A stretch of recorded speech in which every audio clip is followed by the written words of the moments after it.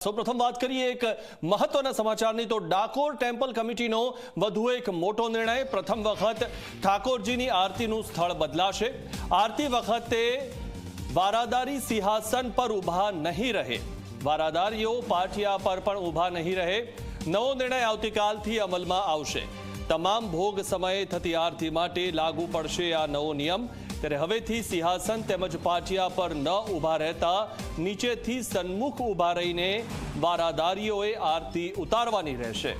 તો આ એક મહત્વનો નિર્ણય કરવામાં આવ્યો છે। આ વિશે વધુ માહિતી મેળવી અમારા સંવાદદાતા નચિકેત પાસેથી। નચિકેત, વધુ એક નવો નિર્ણય ડાકોર ટેમ્પલ કમિટીએ કર્યો છે, શું વધુ માહિતી?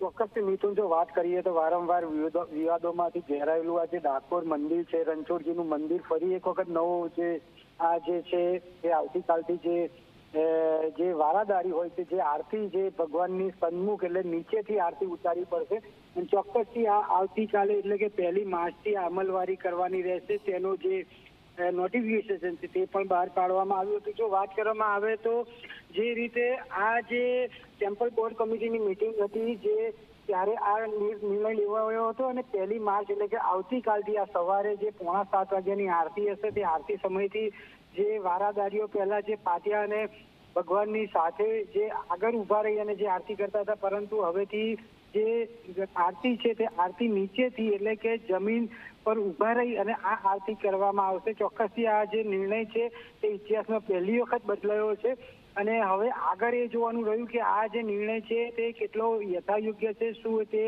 આગળ ચાલીને એ થઈ શકે છે। તે હવે ટેમ્પલ બોર્ડ કમિટીએ આ જે નિર્ણય લીધો છે તેને કેટલી અસર થશે તે આગળ।